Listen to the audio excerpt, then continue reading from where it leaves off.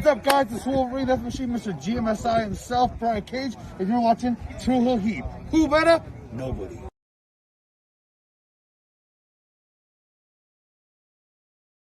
Welcome to True Heel Heat, the place where we use insider terms because we think we know what the fuck we're talking about, even though we don't. My name's Maxwell Jacob Friedman, and I'm better than you, and you know it.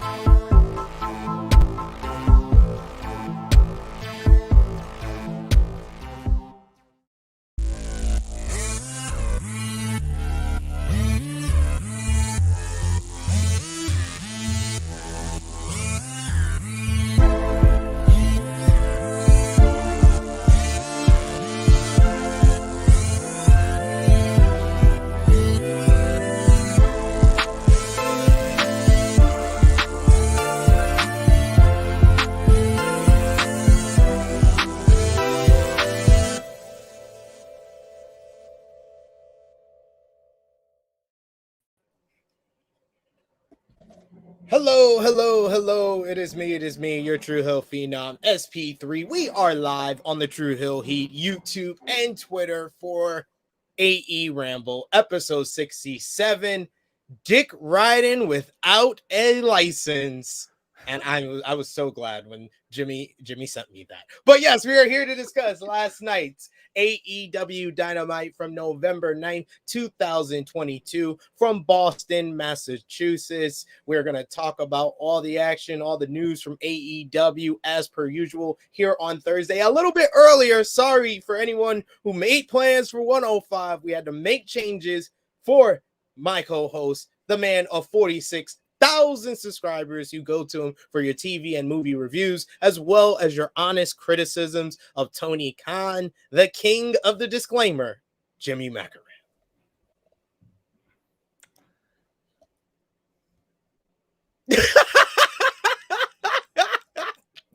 That's how we start, really? We start with you closing your mouth? You don't want to let the people know how you're doing today, sir? I'm good. It's a good day. Wasn't an awful episode last night. That's as big a compliment as I can give. It's the best I can do. You went that far. That far. I started taking notes. Not sure we can say this. My handwriting is atrocious. I started taking notes. I made it to Dick writing without a license, and I gave up. That's the highlight of the show. Yep. I was like, the show peaked. The show peaked. I literally was like, oh my God. I had to rewind it. Or no, I tried to rewind it, but I'm watching on live TV, so it's kind of tough with that, with getting the timing right. So I went on social media and I immediately looked it up. I was like, I have to hear this again for my notes. But yes, we are going to discuss AEW Dynamite from last night. We want to thank you all for joining us. If you're joining us a little bit earlier, if you're joining us on demand, we appreciate all of you. Set your notifications. That's the best way to come live whenever we are going to change the time. So thank you all for joining us. Remember to drop the thumbs up on this video. Share this video with all your wrestling fans, friends, and family on all your favorite social media platforms. If you are new to the True Hill Heat YouTube channel, hit that subscribe button. Hit the bell to stay notified for all the great content here. And of course, if you want to have your thoughts read out on screen, we're going to try to highlight as many of your comments as possible. Sound off on this episode of AEW Dynamite in the live chat, whether you're watching us on YouTube or Twitter. And of course, we're going to try to highlight your comment on screen, but the best way to do that is with the super chat donations. Only if you're not going outside of your means. If you want to be a little bit generous to what we do here, is greatly appreciated, and it helps out all the contributors here. But Jimmy, after that intro, I hate to ask, what was your feeling coming out of last night's AEW Dynamite, as we're just now 9 days away from AEW Full Gear? My thought was, when the fuck is this pay-per-view? It feels like it's got to be a month away at this point, and it isn't. That was my main thought. Like, oh, this is a nice match. Has nothing to do with anything, but that was really nice.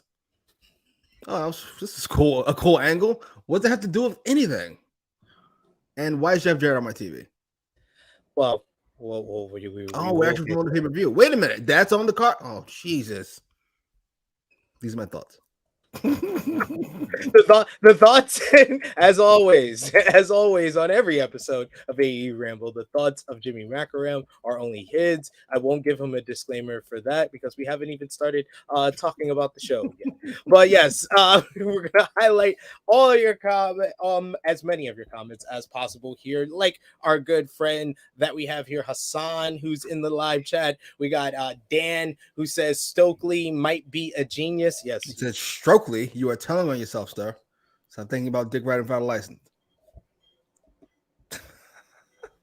You boy Blue says you can't dick ride without a license. Jeff broke up with my girl. Her license is suspended. Better not catch her dick riding nobody. Exactly. Better not get a citation. Citizen's arrest. Ace says, wow. We got CM who says, thank goodness y'all starting early. I almost had to miss this. So there you go. See, your attorney made it. Even though the schedule for your weekly quarter periods was a little bit early, your attorney made it. That's a good attorney. Thank you kindly. Frantic World saying, what's up, SP3, Jimmy, and Chad. We got Steven who says, what's up, SP3 and Jimmy. Negro Buck in the live chat saying, what's up, everyone. Got the show on while I'm making breakfast. It's a good morning. There you go. What's for breakfast? Yeah. That's what Jimmy wants to know. He says the show definitely peaked at dick riding without a license. Sadly. Yes. Yeah, no. I'm not going to give him a disclaimer for that. I'm just saying. You said it's not even worthy. We shouldn't even be talking about it. Thank you. What do you call that? Esquire. Esquire. Well, we don't have any major news from the world of AEW to discuss this week, so we can get right into the show. Last night's AEW Dynamite from November 9th, 2022 was from Boston, Massachusetts. What did you think about the crowd on last night's AEW Dynamite, Jimmy? Really solid. They started out hot and they definitely cooled down by the end, but they were good. I enjoyed them.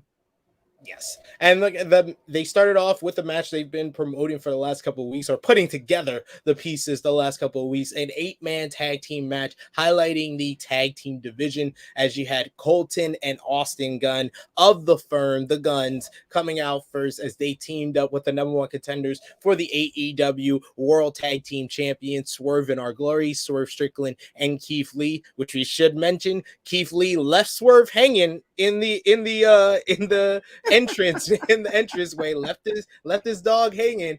FTR came out to a huge pop from the crowd in Boston, and an equally as big pop for the Acclaim and Max Caster with arguably his best rap of the year. So yes. These had some memorable one-liners saying you're gonna take some L's like Tom Brady.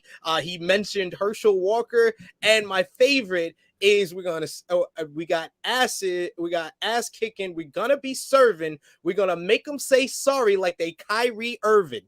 Great stuff. Brilliant. Leave Kyrie alone. Leave Kyrie alone, by the way. That's Kyrie's my family. And he's offensive dope. But that list is outrageous. I'm not doing this list. Fuck this list. That's why I said sorry. Now I gotta do a list too? No.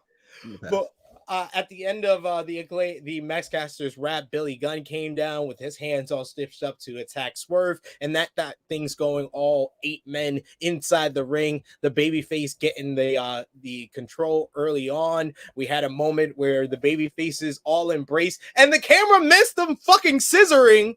I was so pissed. And I said on Twitter, I was like, we need Anthony Bowens to get on the mic after they win and say, "Scissor me, Daddy Dax." Come on. How do you miss that opportunity? How do you miss that opportunity? I'm just saying. This got really good as it picked up into the second half of the matchup after the commercial break. We got Swerve and Keith Lee working together.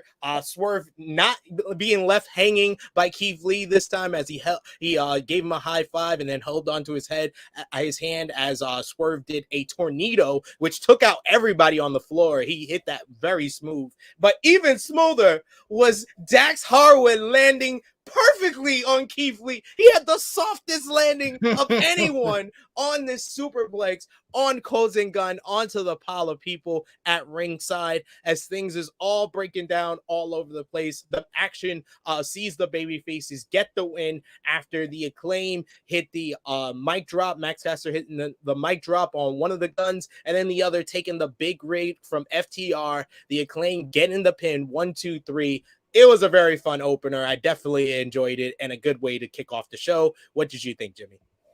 CM Kyrie has apologized. He apologized right after he got suspended. I'm gonna say that's not a coincidence. It was one of them man apologies. I'm sorry if I offended anybody. I'm sorry your feelings were hurt. That's why the match goes. The match was fun. I think the best spot might have been I think it was Austin. Which one's the annoying one? Austin? Yeah, Austin's the annoying one. One with the race on his arm. The Colton is the one that moves exactly like Billy. Right. Austin did the Road Dogg fucking shake, rattle, and roll, and then Dax put him in the sharpshooter. That was a very clever. Yes, because of the Road Dogg comments this week with Road Dogg saying that he never viewed Bret Hart as a great wrestler and he's a better sports entertainer than Bret Hart, and sports entertaining makes more money than professional wrestling. And it's like, Bret Hart made more money than Road Dogg Jesse James. Like, I'm not entirely sure. Yes, he did. There's actually factual evidence out there without the DX name, Road Dogg, he doesn't make any money. Yeah, I'm not entirely sure if Stephen A or Skip started, or maybe it happened before that. But whoever came up with this saying shit just to say shit, and got famous for it. Road Dogg gets it. Keep doing you, sir.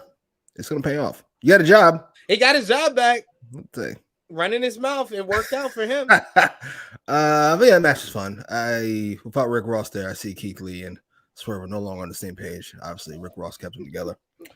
Accusations, false accusations. This is fun. I have no complaints.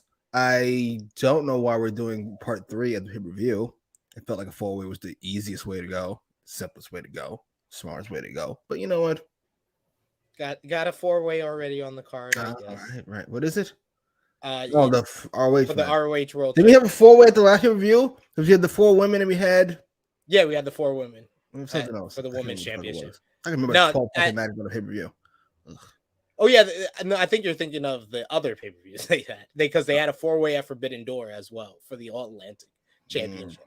Maybe it's possible. Yeah, and then all the 3-way tag team title matches they had. Fucking yawn.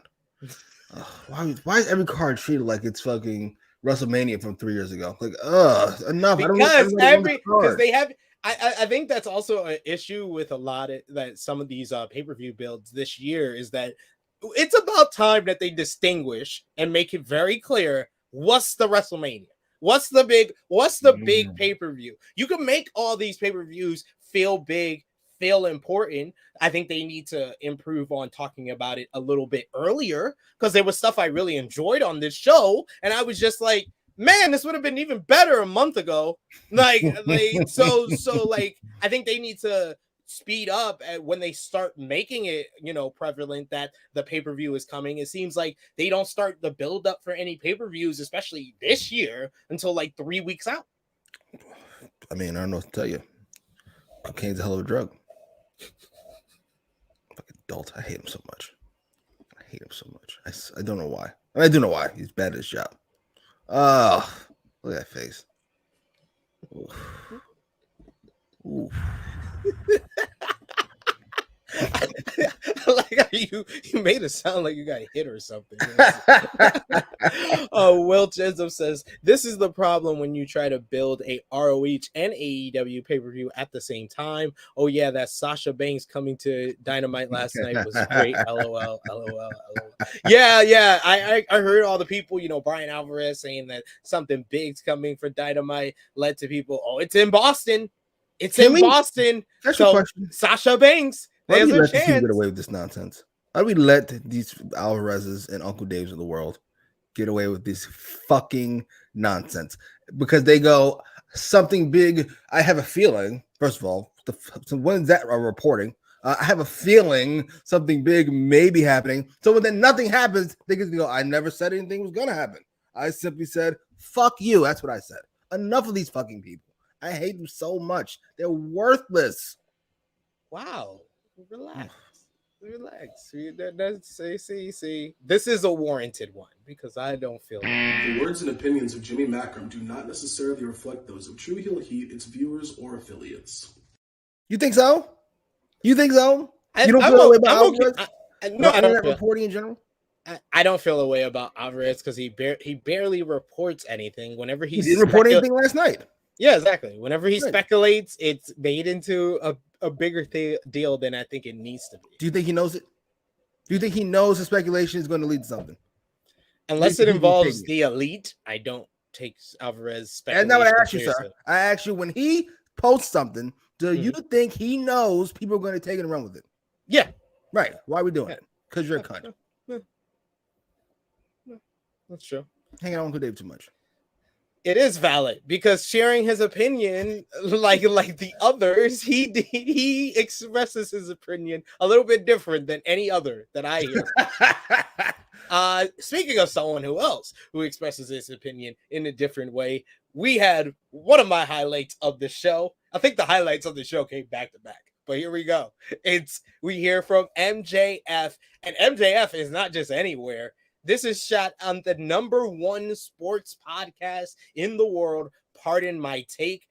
MJF, I mean, everything he said in this promo, it seemed factual because of where he was saying it. How this was shot was just great. This was some of the best production and cinematography that we've seen from AEW since their inception. So MJF, he says he is banged up from the firm's beating, but his focus is on Jon Moxley at Full Gear because MJF is a generational talent. He was like, you've had your Bruno Sammartinos, you had your Hulk Hogan's, your Ric Flairs, you're the Rocks, your Stone Cold Steve Austin, your John Cena's. He is the next one, and at Full Gear, you will see the crowning of the next generational talent.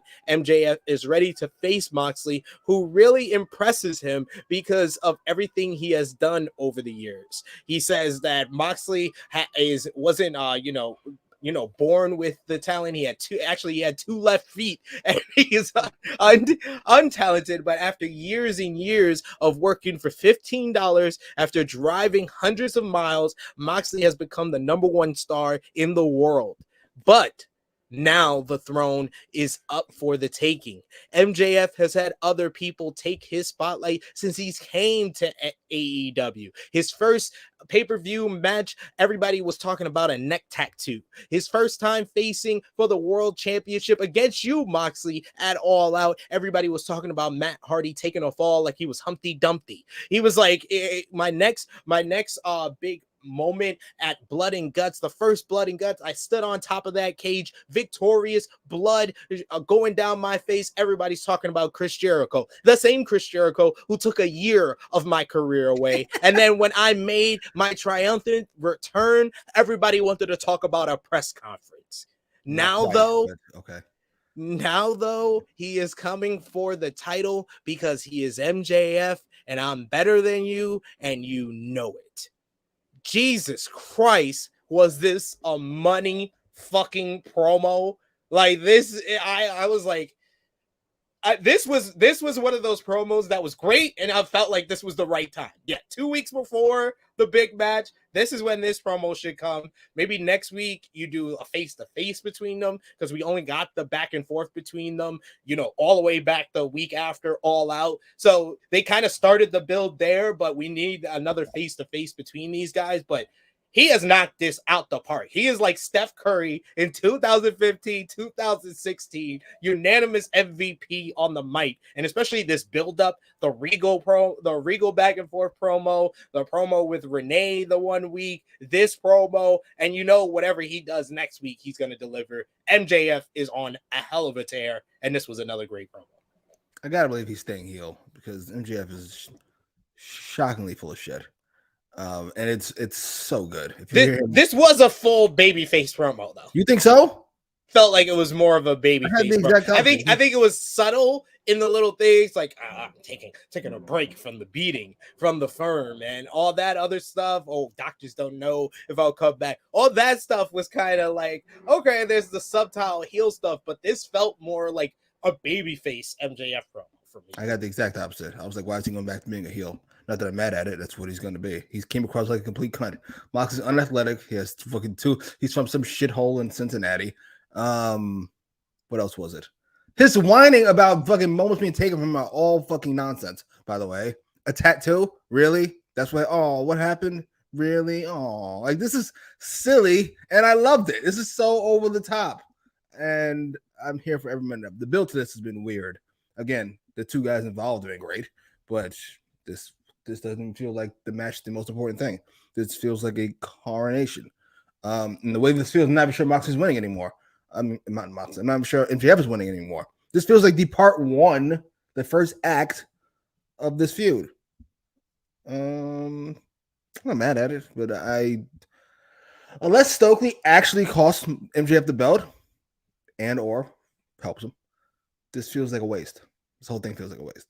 They've got to be involved in the finish. Please. I do like how they're using kind of Stokely and the firm to further build the storyline, but I do think that it would have been stronger if we was just focused on MJF and Moxley. Like their only focus over the last 2 months should have been on each other. They did that subtly in like the first month in the build up with the tournament, how MJF really wasn't in the skybox for any other matches except for Moxley tournament matches. And they were continuing the build that way with him and the whole Wheeler Yuta combination as well. And then they did stuff with him and William Regal. I feel like the firm has kind of been a distraction to the build. They've been a mess. That's a sloppy storyline. Well, whose fault is that? Listen, it could be fun. Listen, if this is a big swerve and we get the rematch at, I guess, Winter's Coming or someplace like that, I'll be here for it. Whatever. This is a shitty card. Like, I'm sorry. I'm looking at this card now. This card is shit. The card might not be shit, but it's poorly built. It's poorly built. It's fine, but it's like it's poorly built because a lot of these matches I think are going to deliver, and people are going to forget the lifeless build. But I feel like I said, yes. It's that fucking story of AEW. Dummy does dummy things, and then fucking CM Punk or MJF or Omega or the Bucks fucking pull his horseshit out of it. And we all go, oh, he's brilliant. He's brilliant. That shitty build to fucking the first swerve and claim match. They pull out a great match out of their ass. Oh, see, I told you. He knows exactly what he's doing. No, he doesn't. We save his ass on a weekly basis. You're welcome. His talent. He's good at assembling talent. If you want to say something positive about him, he has been good at assembling talent. CM says MJF, Starks, and Jade will be the mainstream stars for AEW. That is what we call wishful thinking. Starks is not going to be a mainstream talent. Yeah, I don't see it with Starks. I agree with MJF and Jade, especially with the news this week. MJF has just landed the role in the upcoming Von Erich's biopic named The Iron Claw. He's going to be playing Lance Von Erich with Zac Efron's in the film as well. So what do you think about that with MJF making these big appearances on all these major platforms? #1 sports podcast, Part of My Take. He's got a movie role. It seems like the perfect time to crown him, honestly. It feels like we're losing them earlier and earlier. When did we lose The Rock? 30? We lost him 4 years in. or yeah, he debuted. Well, he debuted in 1996, and then he got The Mummy Returns in 2000. But technically, his full-time run doesn't really end until 2002. Yeah. So we got 6 years out of him. It's gonna happen early and early. MJF's over. He'll have a nice little run for the next, I don't know, 2 years. Then he's gone. Not gone, but you know what I mean. Splitting his time. Simeon saying MJF is forever the hero of his own story. I love it. I love that. I love that he's that heel. And Nick Jackson says AEW should sell a book full of all these MJF promos. They're money, like Dan said, money signs all the way. Steven saying MJF best promo ever. Wow. Motherfuckers say this every week. Yes, it is true. The Royal Regal was the best promo ever. The Pipe Bomb was the best promo ever. The first back and forth with Punk was the best promo ever. His origin story was the best promo ever. He's had like 8 different best promo ever. Right? Enough. He's really no one else can do it like MJ. I've said he's Steph Curry. I won't give him GOAT status. I ain't saying he's Jordan out here in these streets, but he is Steph Curry. He's what Steph Curry does for the 3-point shot. That's what MJF is doing for the promo. MJF's telling the truth. I mean, yeah, in his own way, sure. Yes. We also got Nick Jackson who says, "I agree, Sid. This felt like a babyface promo." I'm so confused by this thought. Yeah. I felt like a babyface promo to me. Man, people have been mean to me because they didn't slurp me after the pay-per-view. I'm so confused by the thought. What are we even talking about? Slurp me.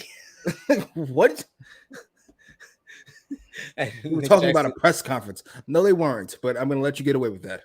Nick Jackson says the origin story is the best MJF promo. You left me. I'm sorry. I love He's that. the least babyface person to ever exist. All the stories are like, and then the worst thing ever happened to me. And what happened? Thing not that bad. No.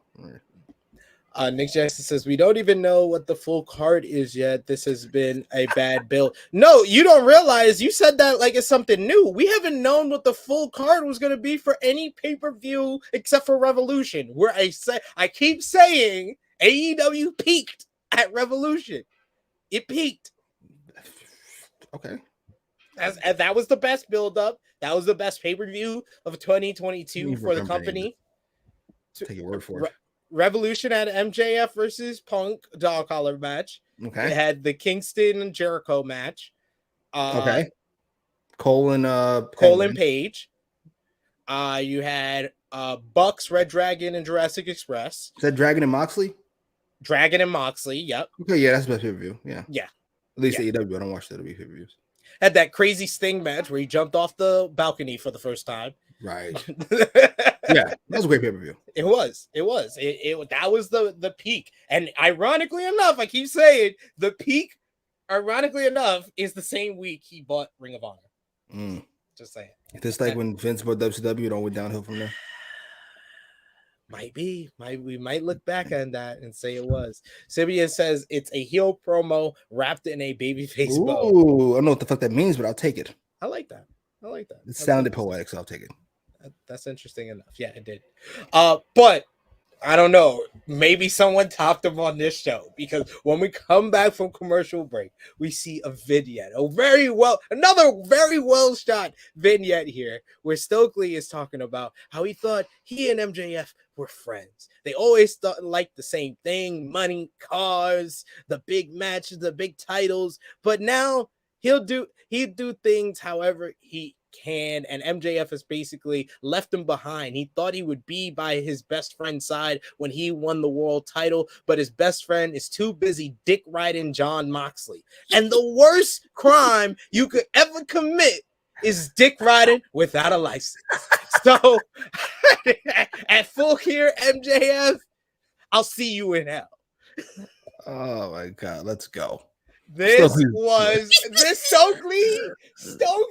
plays the hating ass nigga better than some actors in movies. Oh my god, this was incredible. The minute I heard Dick Riding on national TV, I was like, yo, he is bringing the culture to AEW. We all been saying all these other people was going to bring the culture, but no one is doing it like Stokely Hathaway. This man has mentioned living single.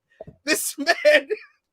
Oh my God, but this was the peak for me. And so I don't know if it's the peak. He could go higher, but the peak so far for Stokely Hathaway was him saying the worst crime you could ever commit is dick riding without a license.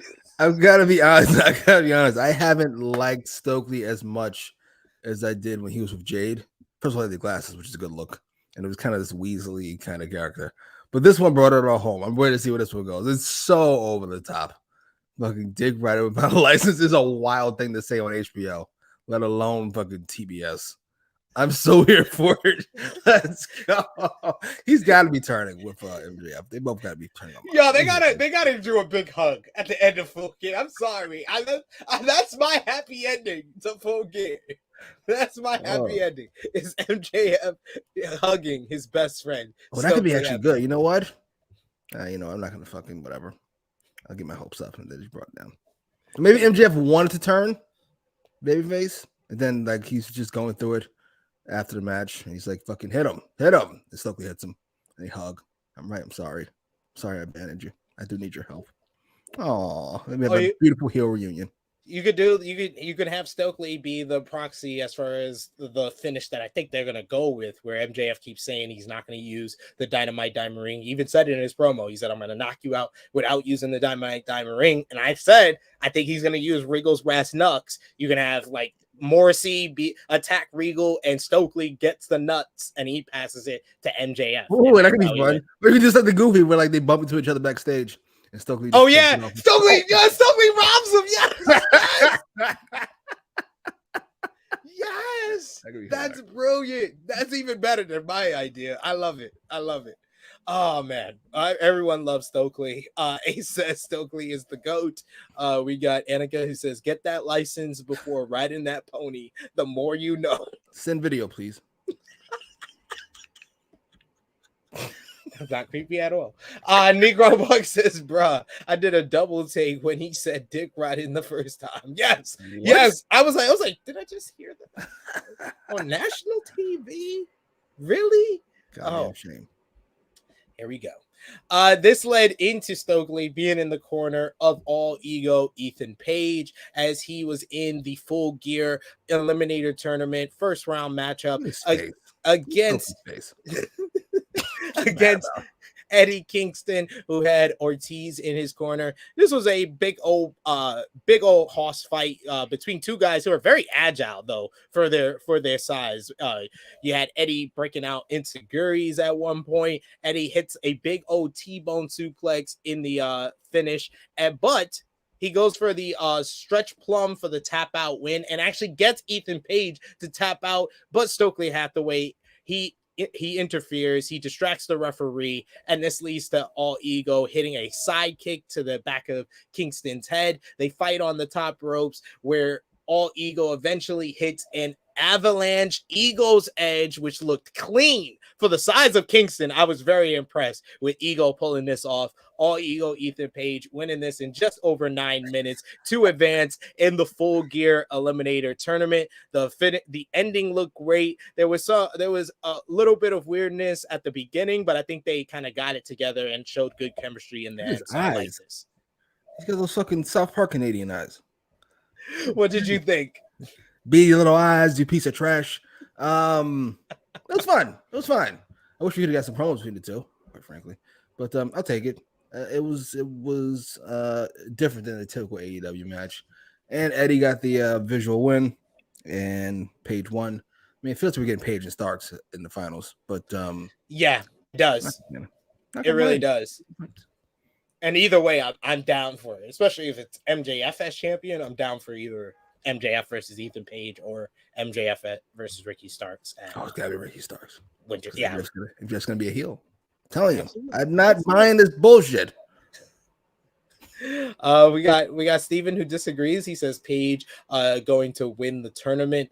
He says Sophie says for the first time ever in AEW history is the word dick ride made it on national television.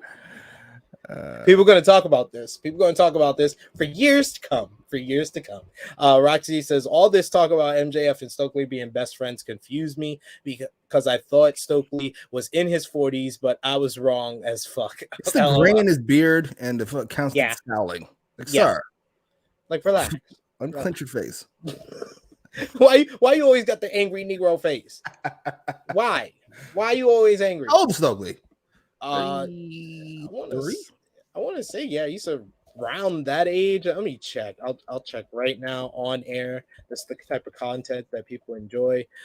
He was born in 1990, so he's 32.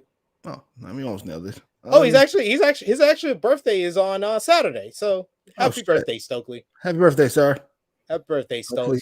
You find somebody with a license. Hopefully, Stokely. Hashtag it. Put it on Twitter. Tag me and Jimmy and say we want Stokely to find a woman with a license. We need to find Stokely a woman with a license before Saturday when he turns 32. Here's hoping. We're hoping. We got our fingers crossed. We're all rooting for Stokely. If you haven't noticed already, we have 2 candidates for MVP already. Jose the assistant. We get a quick backstage segment. Jose the assistant tells the Dark Order that once Roosh wins the world title, he'll give 10 the first title shot. Roosh warns him, tells him he doesn't give people second chances, but they say the other members of the Dark Order will never get one. So John Silver calls Roosh a Roosh bag, and the fight is on, and they're separated. I usually find them corny. That was pretty funny. That was watching it. Jose's great, by the way. I'm not sure why he hasn't been talking. He's been talking the whole time with fucking Andrade. Free Andrade, by the way. What I gotta do to get released around here? I gotta punch Matt Jackson to get released. Jesus. Well, apparently he responded to a fan and he said, "If I wanted to get released, I would have been released." That feels very not true. It feels very. I'm a gangster who doesn't like being told no. And Malachi Black came out and said, "Tony Khan stopped me from doing something very prematurely." Oh, well, you cut him a check. You cut Malachi Black a check, huh? He's like, give you this check. Give you this. You want to dethrone the Elite for the Speaking of which, what championship? Where was House of Black on this episode? I think they're gonna probably do a vignette on Rampage. Oh, I'll tell you to watch it. Enjoy it. Why are you so mean to Rampage? Why is he so mean to Rampage? I don't. We're on TBS now. Damn it! I wish Romeo was in the chat. I would say I need a poll to people to think. Who do you think hates Rampage more, Tony Khan or Jimmy Macram? That's what I want to know. That's what I want to know. We got Frantic who says happy early birthday Stokely, and we got Simeon who says Jose is the best part of these segments. Right? Easily. Next we had Daivari in the ring for some reason. He offers his butler to Wardlow for the TNT championship, even though, could have just accepted the open challenge, which it is an open challenge. And Wardlow comes out for the matchup with Samoa Joe. Wardlow retains in just under 2 minutes. Powerbomb Symphony 4 movement style, and Wardlow gets the win to retain the TNT championship. He hits some clotheslines in between there too. So pretty much the whole match I described. Post-match, Wardlow calls out Powerhouse Hobbs for a fight. Here he comes out, but he says we're gonna do things on my time. Wardlow starts ranting and basically puts his foot in his mouth. He said that he's gonna beat Powerhouse Hobbs, and he's not only gonna do that, he's gonna take every damn championship in this company. So Samoa Joe, like any logical Samoan submission machine, he hits him with the television champion. Why are you calling out my title? We're supposed to be boys. I've been protecting you and your title, and you want to call me? You're going to take my title? Fuck out of here. I didn't like you touching me. I didn't like you interrupting me. You could take this. I mean, I don't think this was well built to, but it just didn't need to. Based on Joe's history, it really didn't need to. I don't think it would have taken much to trigger Joe, and he choked out Wardlow after this matchup. Powerhouse Hobbs says that he will kick both Wardlow and Samoa Joe's ass. So it looks like we're either getting a 3-way for the TNT championship or a 3-way for both titles, which I think will be very beneficial if Tony Khan started unifying some of these titles. So I'll be down for that as well. And I'm down for Wardlow, Hobbs, and Joe. Yeah, give me that. Give me that at Full Gear. How do I say this? First of all, they missed the fucking turn. They did. They missed that. They missed the camera shot on FTR and Acclaim scissoring, and missed the Samoa Joe hitting Wardlow with the title. How do you do that? Whose fault is that? I can't blame the director because he's just fucking shooting it like it's an angle. So who I have to blame? Dummy. Maybe you should tell my man at the desk what's coming so he doesn't miss it. As great as Hobbs is, he's clearly the tertiary person in this fucking situation. Whatever. Joe turning, I don't hate it. I don't think. Like in a vacuum, I like Joe as a heel. Honestly, I don't think it's even a heel turn. I'm on Samoa Joe's side in this. That doesn't make him not a heel. It just makes you a heel. No, it doesn't. I mean, I am. You attack first of all, I love how he goes, I'm taking every belt in this company, and then Joe, the ROH champion, attacks him from behind. What if next week Wardlow's like, I didn't mean you. You're an ROH champ. Well, go, I overreacted. I overreacted. My bad. I'm Samoa Joe.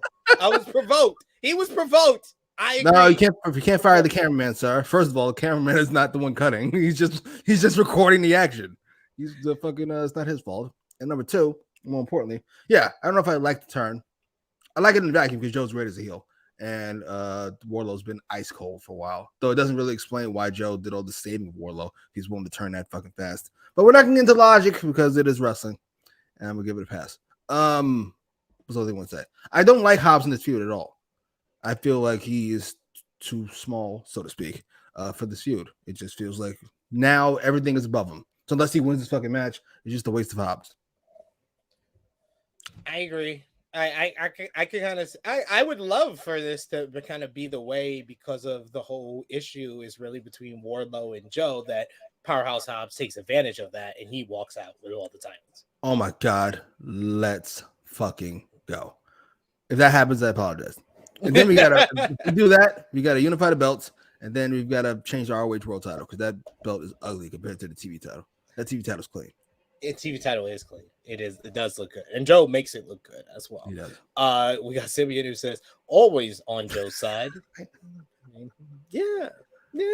So there you go. I'm here for it. We also got Attica who says he was disrespecting him last Rampage too. Yep, I agree. He pushed him half a second. I love that. He pushed him and he also interrupted him. You can't do that to Joe.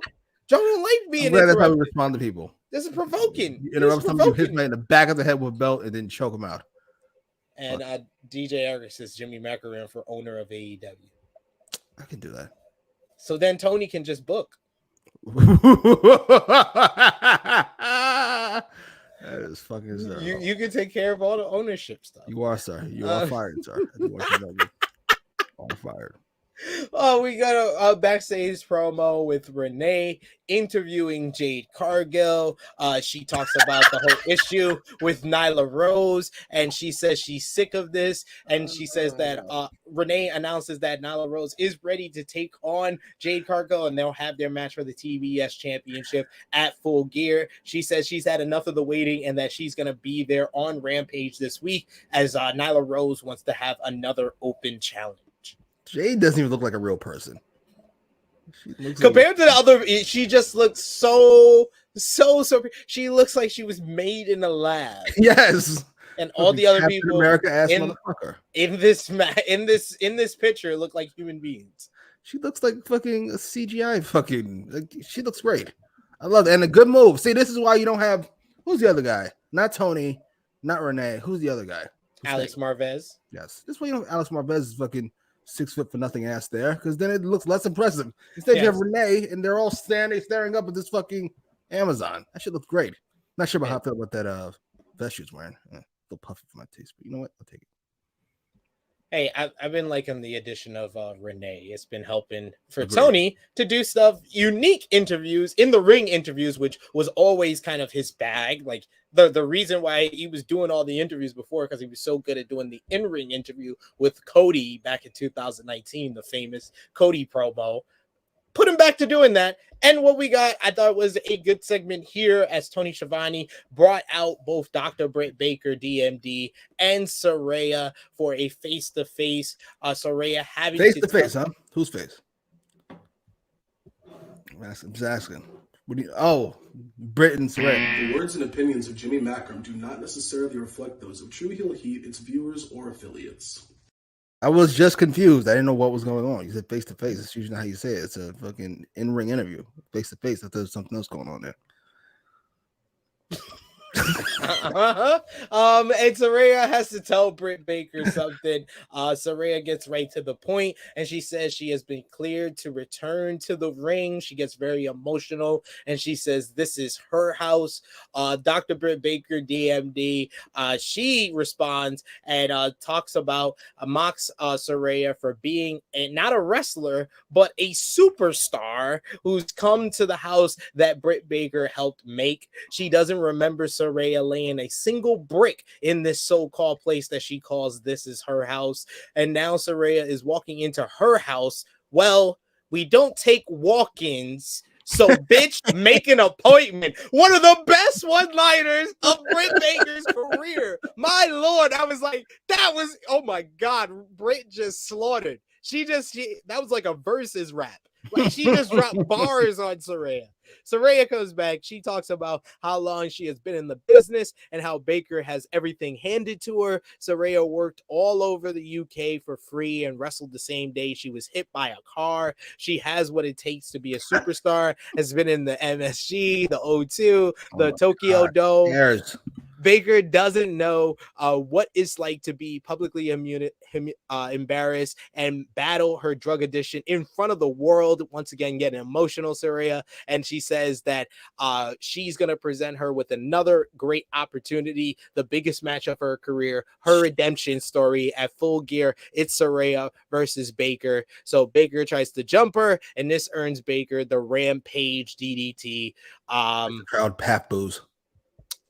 Yeah, the crowd reacted to Britt Baker during this promo, and I think that the issue with Saraya right now is everything just sounds so hollow, and she comes across as the heel in this situation. She does, because AEW has created the narrative that anything that has the stigma or the stench sometimes of WWE is the heel. So her coming in here and you try to go off of the nostalgia of remembering her wrestling during the rise of NXT and her being presented as the babyface, it feels very hollow when Britt Baker, everything she said was actually the truth. She helped build the division. She is the face of the promotion. All these people are coming in, taking her spot. So Tony Storm is one thing. Tony Storm didn't have her opportunity.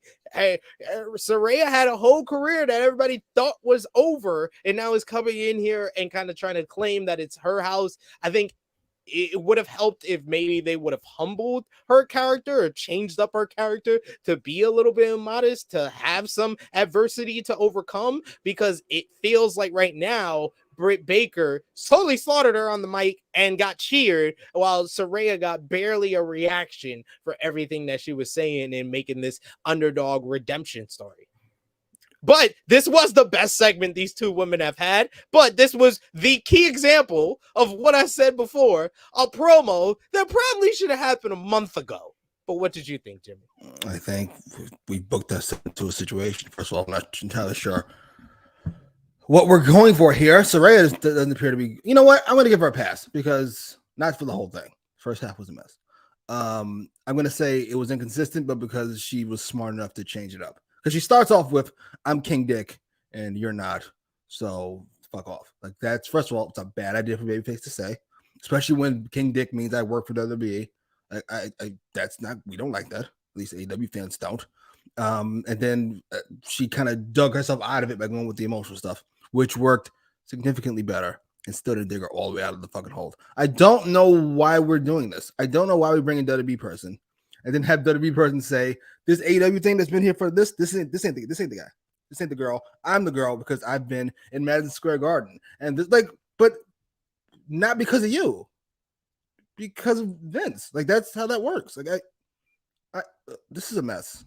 I was laughing, by the way, because Rick Steele was being hit by a car referencing Xavier. I'm not sure if he's being sarcastic, but it's a hilarious thought. I don't think so. Are we metaphorically saying Xavier's Woods is a car? She should be the heel, and Baker should have been the face. So Ray should have came in. Yeah. I'm King Dick.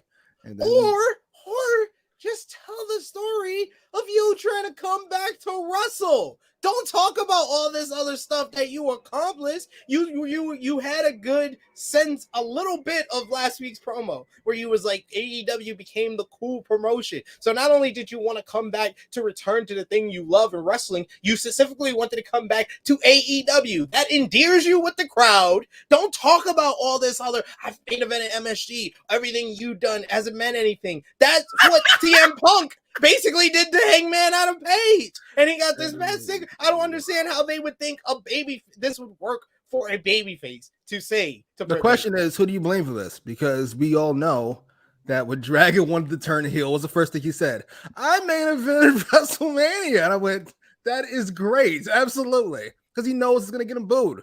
I don't get how Saraya doesn't know this. Seriously, and like this is one part of it where 100% of the blame doesn't go on Tony Khan. He does get some of the blame because he could say, no, don't do that. Yeah.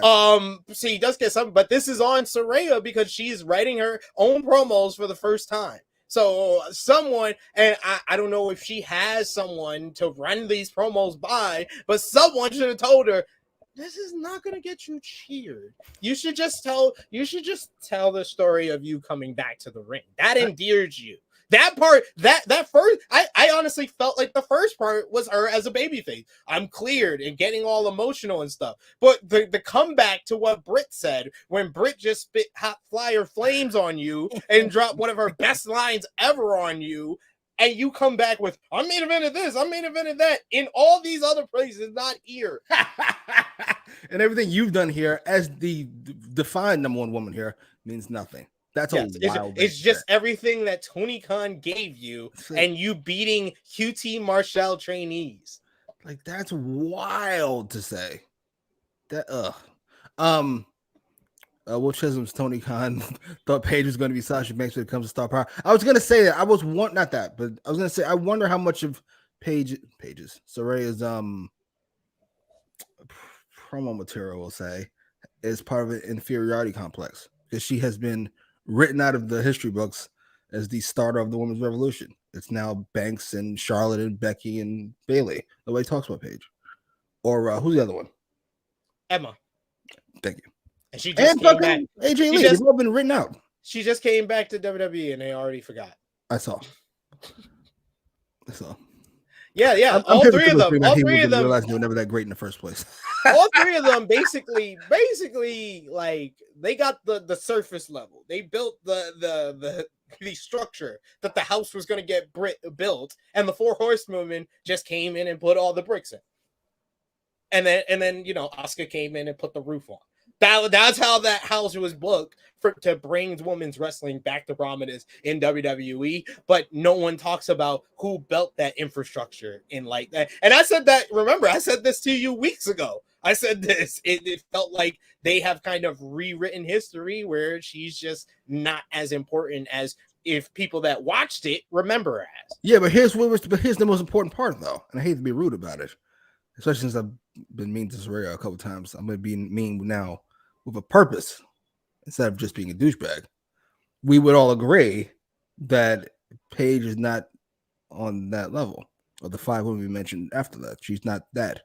She's not the horsewoman, and she's not Asuka. She just isn't. Sorry. Oh, no disrespect. You're just not. There's a reason you've been kind of stepped over. Kevin Nash has a really good Attitude Era promo in like 95.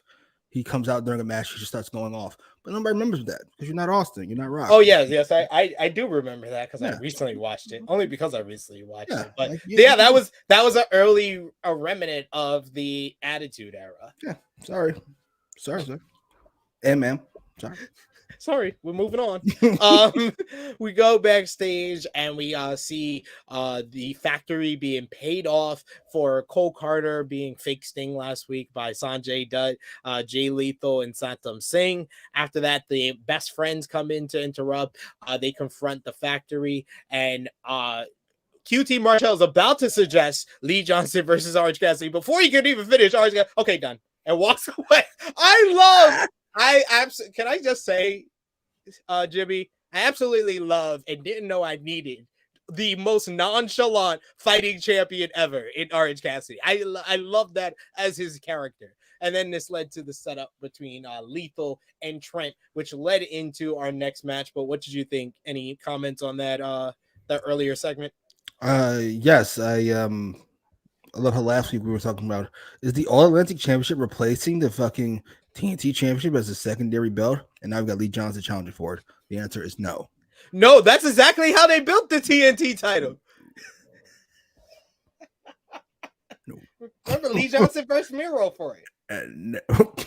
Who remembers that outside of you and Lee Johnson? Miro doesn't remember that. No. He's I miss Miro so much. No.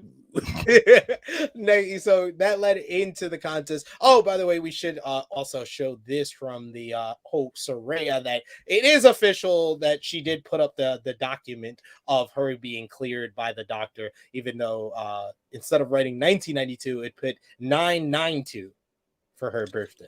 Oh, I'm being nice. I'm not gonna make any comments about surgery, things like that. Keeping it clean. Spine surgery, obviously. Good job. Yeah, of course. Of Yes. course, you're talking about her neck. Right. Yes. So next, that led into Trent Beretta versus Jay Lethal. Jay Lethal attacks Trent in the entranceway with a chop block, starting on the leg. He just a dragon screw leg whip, drops Trent. But here come Chuck Taylor and Danhausen to kind of even the score. We get a face-off between them in the finish, with Danhausen trying to curse Santam Singh, but instead punching Sanjay Dutt in the balls and then getting headbutted by Santam Singh. Trent dropkicks Singh off the apron, and then Lethal has a nice little unique way into the lethal ejection, has a fireman's carry, and then drops him, and then immediately hits the lethal injection for the win here. After the matchup, though, post-match, Dutt brings out his close personal friend, Double J, Jeff Jarrett, I love that song. It's my world. He's not the king. He ain't the rock. Don't want to hear your big mouth talk. It's my world. He talks about Santam Singh and puts him over and takes a shot at Braun Strowman. Great shit by Double J. Double J was on fire. This was so much better than last week's promo. This was the most push that Lethal, Dutt, and Santam Singh have received since they've been as a whole duo. He says that he's a real monster and not some guy in tight red jean pants. He says that he's gonna he's told to wrap things up by the stagehand, and he calls out Sting and Darby. He's once again told to wrap up by the stagehand, and he basically chases them away, but he doesn't hit him with the guitar. So I was like, what was the fucking point of that? Yeah. Jeff Jarrett. Speaking of Saraya, Jeff Jarrett knows his audience. Taking a shot at Braun Strowman, that'll work. That'll get people to like you. he's like, I gotta get these people on my side somehow. Braun Strowman made it easy this week. Good job. This is fine. I much like Triple H, the wrestler, not the booker. He definitely needs an editor, and I'm glad he was edited this week. We cut that in half. Good Lord. How much better would that reign of terror been? Both Jarrett's and Triple H's. We just cut everything they did in half. I don't need this 30-minute match, sir. I don't. At all. I do not. 15's fine, sir. I do not. Simeon says AJ Lee actually started the revolution. I wouldn't say that, actually. I think it all happened at the same time. AJ Lee was doing it on the main roster, so that's why people, if you want to, once again, this is rewriting the narrative. If you want to say on the main roster she started the revolution, you could say that, but the revolution, AJ Lee started her rise at the same time Emma and Paige were introduced in NXT. Ooh. AJ Lee was a great character. She was. Phenomenal. Every time, by the way. All those gimmicks were great. Yes. But no one played crazy like AJ. We got you, my boy Blue. It says, did God send Miro back to the Shadow Run realm? I swore he came back a month or so ago. He did. I heard he was shooting something. I don't know if he still is or not, but I miss Miro a lot. Like, he added a lot to the show. Yeah. His promos, his matches. How you fuck that up? Who did they put the belt on? Did Sammy beat Miro? Sammy beat Miro. Wait, cash an apology. He said that was a bad idea. I'm looking at him. Ugh, Yeah, in retrospect, yeah. Roxy says, I feel like there's so many anchors we don't need. Like Danhausen is for the best friends and Sting for Darby. I could go Oh on. shit. I agree. I think I've conceded to agree with the Sting for Darby. I don't think that for Danhausen. I think Danhausen adds a little more humor to them because Orange Cassidy, they're trying to transition into. He's still this comedy character, but they want him to be taken a little bit more seriously. I was about to say, fucking best friends are fucking anchors for fucking Orange Cassidy. Ugh, this man's a star, man. After that Shibata match, like I started talking to more like casual fans. That's immediate, like that's the guy. It's really him or MJF. Immediately becomes not what I thought you were gonna say. I was talking to casual fans and they said they love that match on Rampage. I'm like, well, then they're not casual fans if they fucking watch Rampage. No, I love that. I love that match on Rampage. Myself. Yeah, you're not a casual fan. There are no casual fans to watch Rampage. There are no hardcore fans to watch Rampage. They're only psychopaths and journalists. Which one am I? In between. How dare you, sir? How dare you? Well, you you know what? You know what, Jimmy? I'm serious. I'm not going to sit back and take this fucking shit. I used to think it was the eyes, but it's the eyes and the mouth open.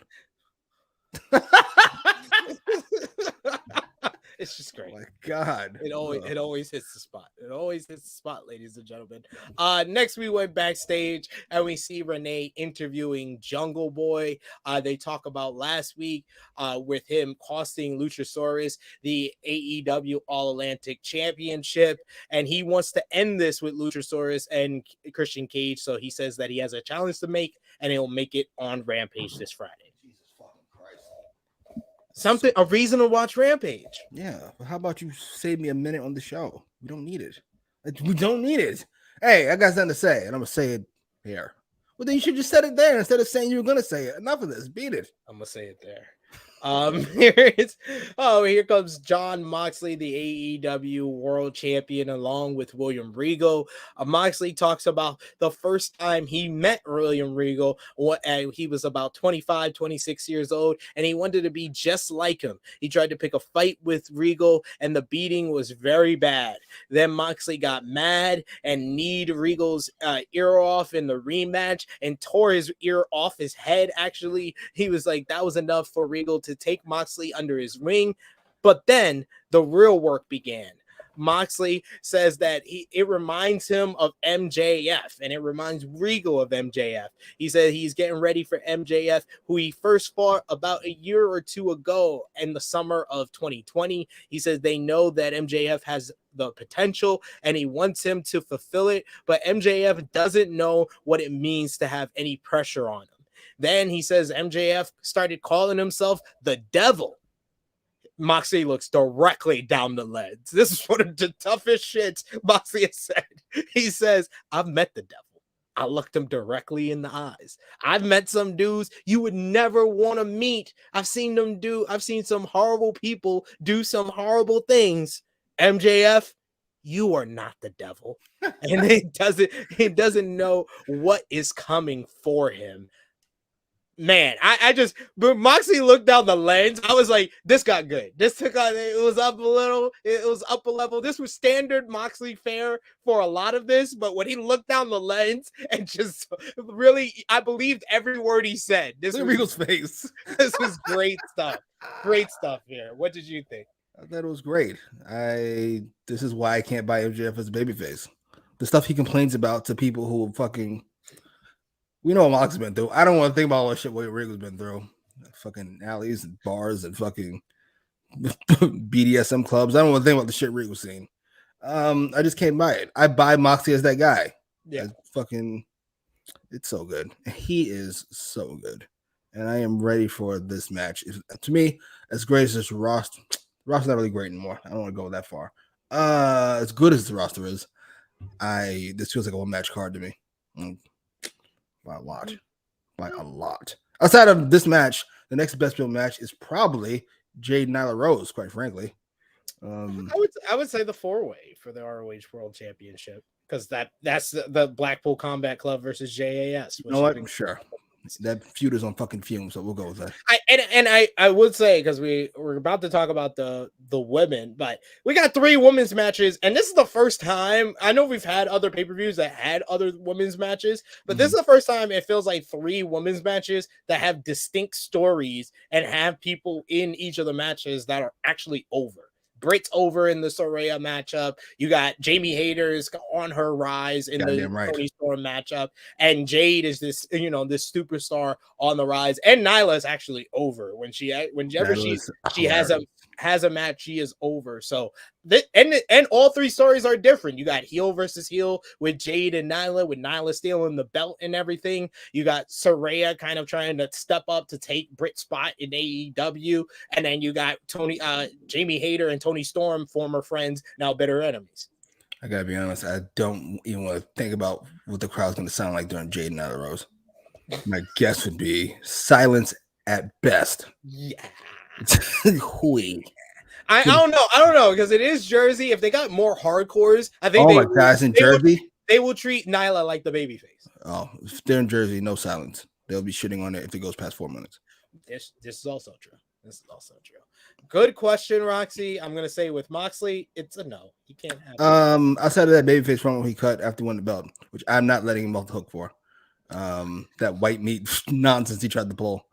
How long ago was that? 2 years? That was 2 years ago. You can't let it go. It's going on 3 years now. Jesus, man. Sorry. Ever since then, he's been the best promo in the company outside of maybe MJF and Punk. Yeah, it's true. We got bro who says the fan who yelled Vince McMahon when Moxley said he's seen the devil right in his eyes. The Thursday high five. That was great. That was great timing, because he said it perfectly during the breath Moxley took between words. It was great. I will give it to you, my boy Blue. He says Sid, psychopath journalist the third. Thank you, Jimmy. You gave me a new nickname. Appreciate that.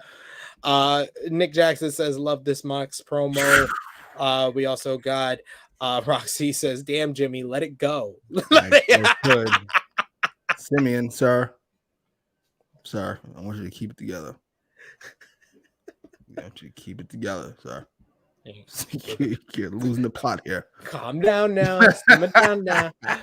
Next up, we had an Elite deletion vignette. We saw a lot of the other images that we've seen before, and then it started speeding up with different other images from the past and the history of all the guys involved. We see a picture of young Kenny Omega playing with some fucking playing with some fucking I think it's the JN action figures. We see pictures of Matt with Cody Rhodes. We see the Bucks and Cody Rhodes at All In. We see the Bucks with Prince Devitt, Finn Balor back in New Japan. We see them with Kevin Owens, Kevin Steen, and PWG. We see pictures of them when they first started off wrestling, and other memories of the Elite all throughout this. We hear a clock ticking with the we see images of a clock, and then eventually we see more images of the Full Gear kind of a background, and we get kind of a confirmation, but more of an indication that the Elite will return at Full Gear on November 19th. I'm curious as to where this goes. I don't know why every time I'm not gonna take a shot at Matt Jackson. I'm just gonna say I was like waiting. I'm not gonna do it. I'm just saying every time I get excited for something the Elite may do, that's not a Kenny Omega match. Every time I get excited something that the Elite may do, they almost always let me down with their fucking soap opera nonsense. And I'm hoping that this soap opera nonsense is good. There's a decent story here. They made one mistake and all of their work was thrown out the window. That's fucking outrageous. All because they were dealing with somebody who they thought was bullshitting. It turns out he wasn't. He was really a miserable, angry old man. Here's this fucking punch to the mouth, stupid. I'm curious where it could go. It could be a lot of fun, but I doubt it. Because Tony Khan's terrible. There should be 3 bitter men running roughshod through this fucking company. Because that's what you want to book us as, portray us as, that we're doing this by us and our friends. And well, then fine. We'll show you. All right. Here's what it actually looks like. I like it.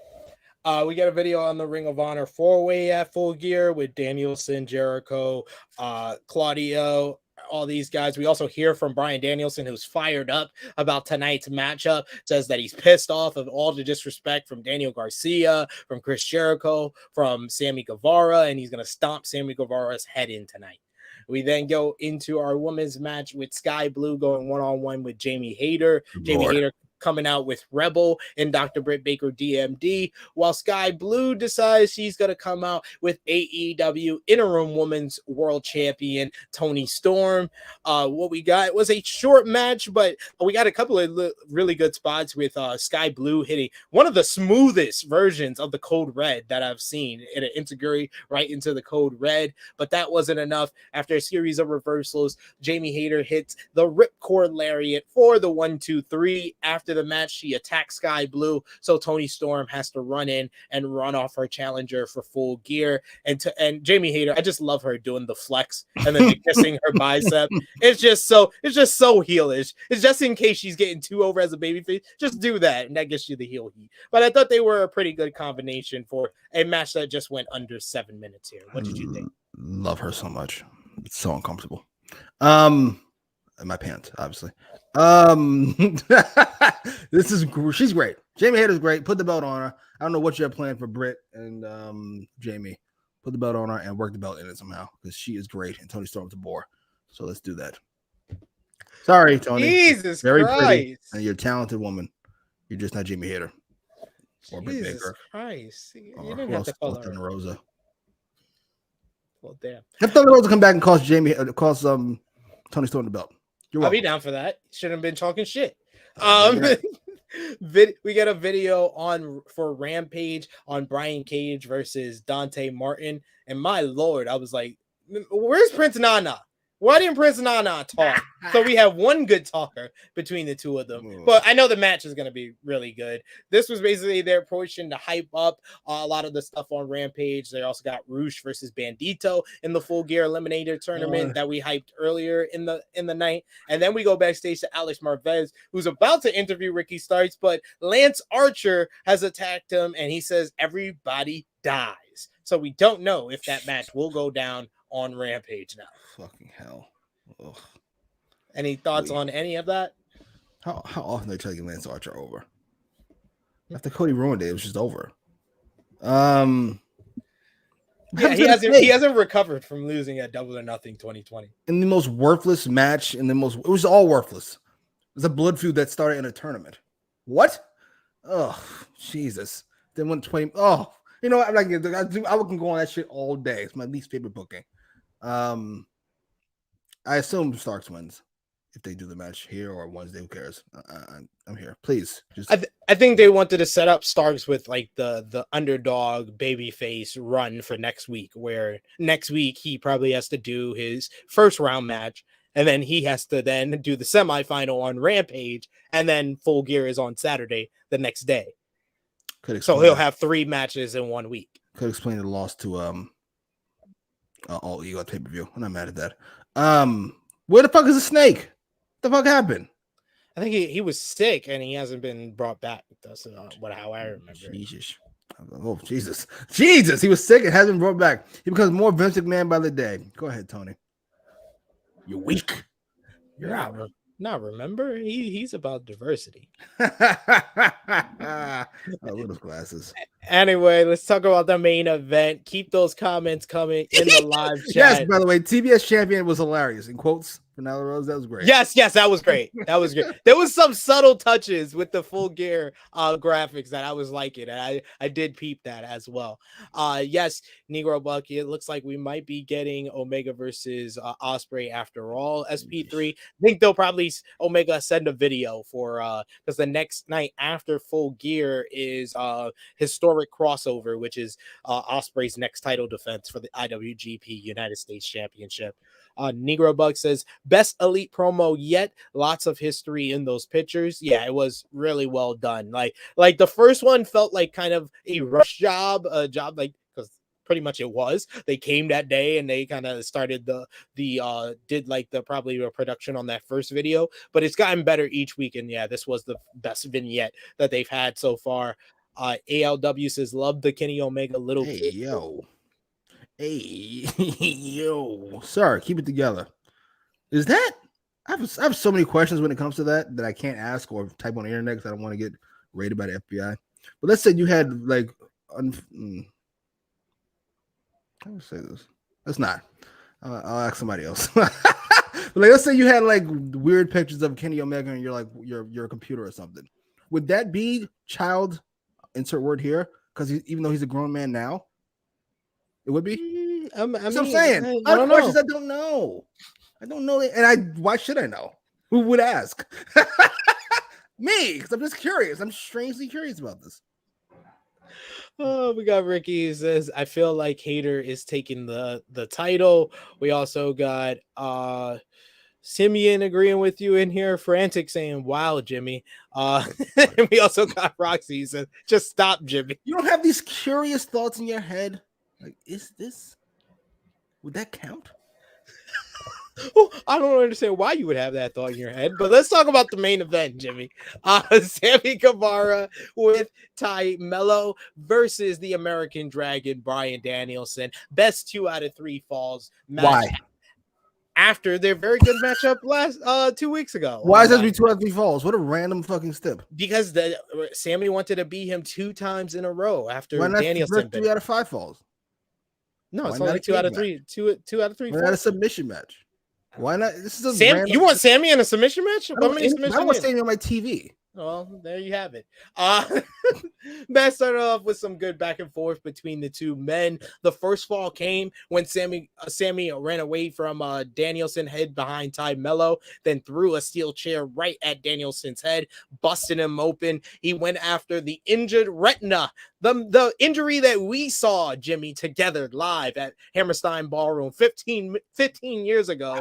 Sammy bringing it back here, going after the retina with the bell hammer back into the ring. He continued the assault and hit a fantastic looking GTH. I was scared for Danielson. I was like, this man has history of concussions. I don't know about this. So it was tied at 1-1.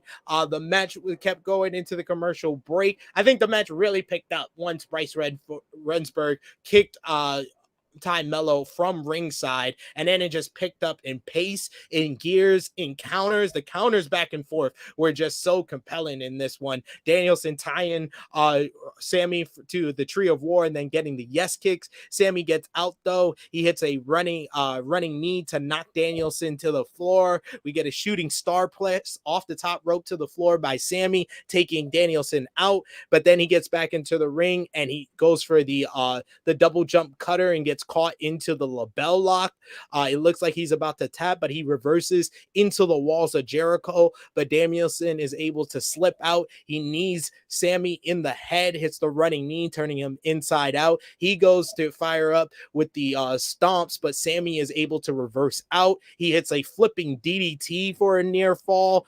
Sammy gets caught in midair on another reversal, and Danielson puts him in the label lock, but then he gets an arm trap, turning it into a label Rings of Saturn to win the third fall in 20 minutes, 37 seconds. This was a tremendous matchup. Like I said, once Ty gets booted, this just turns up another level. And once again, proof Bryan Danielson is the motherfucking GOAT. The best Sammy Guevara match since the Cody ladder match in January, in my eyes. What did you think?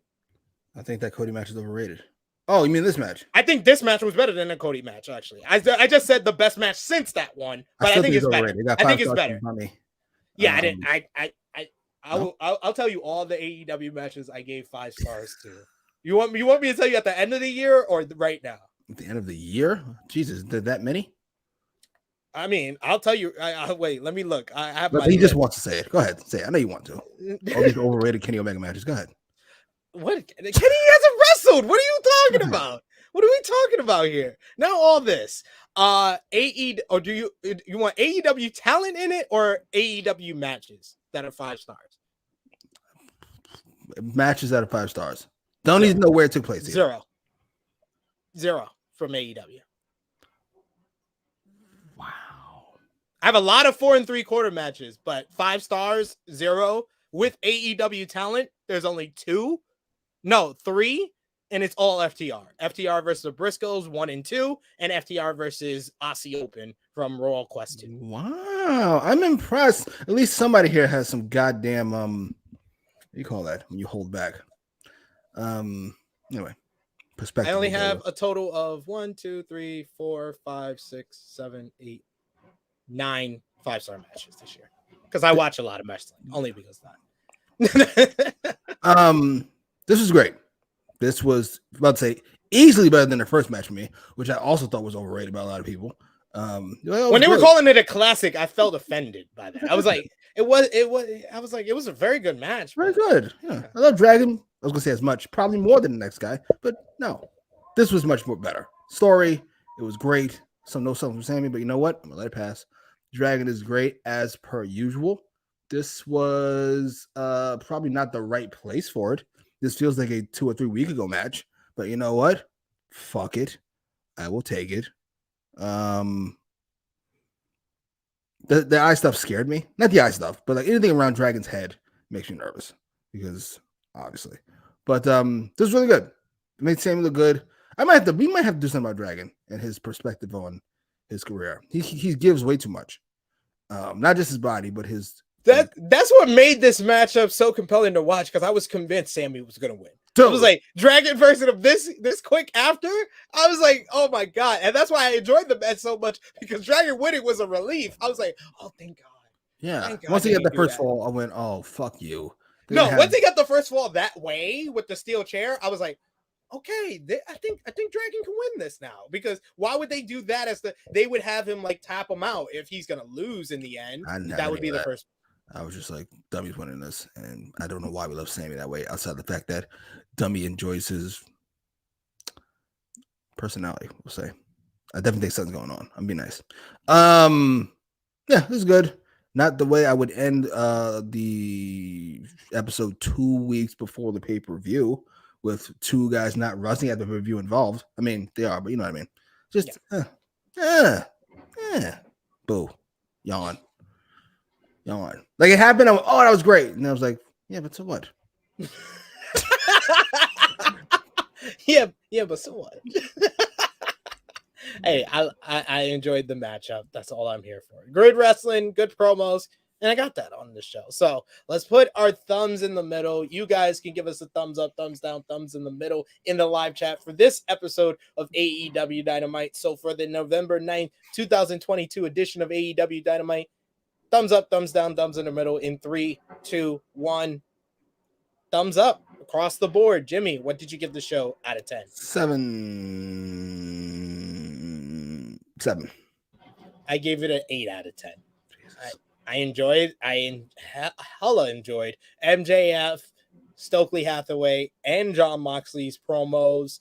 And I enjoyed Saraya and Dr. Britt Baker, DMD, especially Britt Baker. And the main event was tremendous. The opener was fun. So, yeah, I enjoyed this episode of AEW Dynamite. And it felt like the first episode of AEW Dynamite that actually gave a fuck about building Full Gear. So, sure. Let's go with that. What was your match of the night, Jimmy? Oh, the main event with relative ease.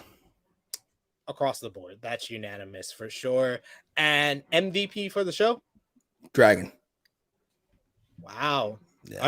I went with Stokely. Stokely Can't be Hathaway. mad at it. Stokely Hathaway is my MVP for this show. LVP, Jimmy. Oy, shit. I don't want to go to Jeff Jarrett because I actually liked him this week. I'm going to go Saraya. Way to keep ruining your character, stupid. I mean, I think she did a better job than she has been doing on the mic, so that's the only reason. So I'll go with Ari Daivari. He didn't need to even be on my TV. So agreed. So there you go. So yes, Warlow. the Warlow. Yes, yeah, that was a dumbass move. That was a dumbass move, sir. Yes. But remember, drop the thumbs up on this video, share with your friends. Let us know in the comments down below if you're watching us on demand. Thumbs up, thumbs down, thumbs in the middle. Out of 10, what did you give AEW Dynamite MVP, LVP, and match of the night? Jimmy, let the people know where they can follow you on social media and what you got going on over on your channel, sir. At Jimmy Macram on Instagram and Twitter. Mostly Twitter because it's easy to insult people. And on YouTube where we're watching TV shows and movies, sir. Watch all the stuff he's got over there. I think he dropped another episode of Ozark. Only one to go, so look out for that. Look out. Just see you all. You can find me on the Twitter machine at TrueHillSP3, Facebook, Twitter, and Instagram at TrueHillHeat, Patreon.com/TrueHillHeat, $3 a month, exclusive content. My SP3 Raw report is up there right now, reviewing Monday Night Raw, something I'm going to be doing every single week. You got the True Hill Heat post show that is up on there from the last episode. This Saturday, though, we got True Hill Heat 200, the 200th episode of True Hill Heat. We go live Saturday at 11:05 a.m. Eastern time. So join us live for that one. It will be the core trio of myself, Miss Chrissy Love, and Top Guy JJ. So join us live for that. And join us live tonight, 8 p.m. Eastern time, right here on the True Hill Heat YouTube channel for Blunt Impact episode 99, watching Impact on Access TV, X Division tournament, Speedball Mike Bailey and Trey Miguel going one-on-one in the semifinals. So looking forward to that. Final call for comments here as we are signing off. Jimmy's already gone, so you got have a good weekend, guys. From Simeon, Nick Jackson is ready for True Hill Heat 200. Yes, I didn't mention that was actually said on commentary. A couple of big announcements next week for different places that AEW is going to go, and they also mentioned that AEW is going to the United Kingdom in 2023. So any of our subscribers, viewers from the UK, you can see AEW live next year. They'll have more on that announcement next week on AEW Dynamite. And we also got Frantic World. This is good review, guys. See you on the next one. Definitely will be here tonight. Blunt Impact, 8 p.m. Eastern time. For Jimmy Macram, it is me, your True Hill Phenom, SP3. This has been AEWramble, episode 67. Dick Radin out.